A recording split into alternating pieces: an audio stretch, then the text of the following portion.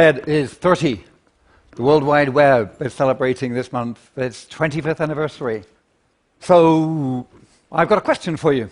Let's talk about the journey, mainly about the future. Let's talk about the state. Let's talk about what sort of a web we want. So 25 years ago then, I was working at CERN. I got permission in the end, after about a year, to basically do it as a side project. Wrote the code. I was at first, I suppose, the first user. There was a lot of concern that people didn't want to pick it up because it would be too complicated.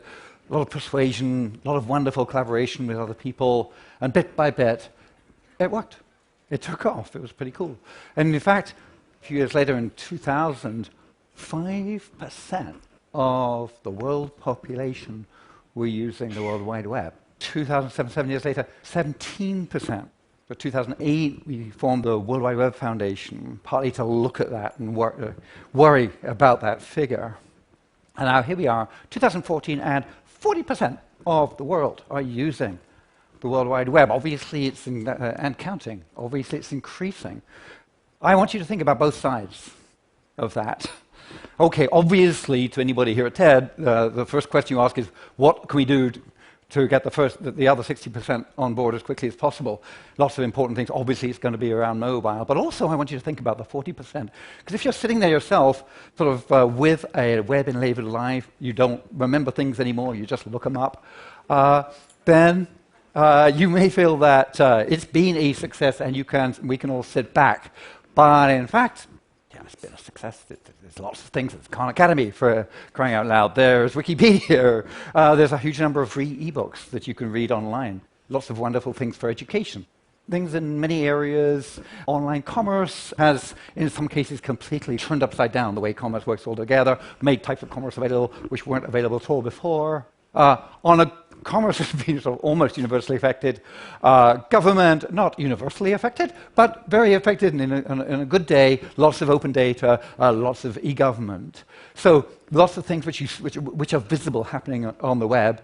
Also lots of things which are less visible. The healthcare, late at night, when they're worried about what sort of cancer somebody they care about might have. When they just talk across the internet to somebody who they care about very much in another country. Those sorts of things are they're not out there, and in fact they require a certain amount of privacy. So we kind of assume that part of the web, part of the deal with the web, is when I use the web, it's just a transparent, neutral medium, and I can talk to you over it without worrying about what we in fact now know is happening. Without worrying about the fact that not only will surveillance be happening, but it'll be done by people who may abuse the data. So in fact, suddenly we realize we can't just use the web, we have to worry about the underlying infrastructure of the whole thing. Is it, in fact, of a quality that we need? We revel in the fact that it's got a wonderful, we have this wonderful free speech that we can talk to, we can tweet, and lots and lots of people can see our tweets, except when they can't. Except when actually Twitter is blocked from their country, or in some way the way we have tried to express ourselves has put some information about the state of ourselves, the state of the country we live in, which isn't available to anybody else. So we must protest and make sure that censorship is cut down, so the web is opened up where there is censorship. We love the fact that the web is open. It allows us to talk. Anybody can talk to anybody. It doesn't matter who we are.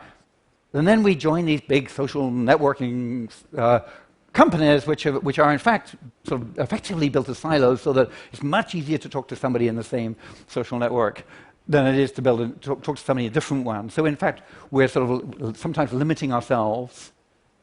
And we also have this, if you've read the book about the filter bubble phenomenon is that we love to use machines which help us find stuff we like. So we love it when they learn what things we like to click on, and so the machine automatically feeds us the stuff that we like, and we end up with this rose-colored spectacles view of the world called a filter bubble. So here are some of the things which maybe threaten the sort of web we have. What sort of web do you want? I want one which is not fragmented into lots of pieces, as some countries have been suggesting they should do in reaction to the recent surveillance. I want a web which has got for example, is a really good basis for democracy. I want a web where I can use healthcare with privacy and where there's a lot of health data, clinical data is available to scientists to do research. I want a web where the other 60% get on board as fast as possible. I want a web which is such a powerful basis for innovation that when something nasty happens, some disaster strikes, then we can respond by building stuff to respond to it very quickly. So these are just some of the things that I want. From a big list, obviously it's longer. You have your list. I want us to use this 25th anniversary to think about what sort of a web we want. You can go to web@25.org and find some links. There are lots of sites where people have started to put together a Magna Carta, a Bill of Rights for the web.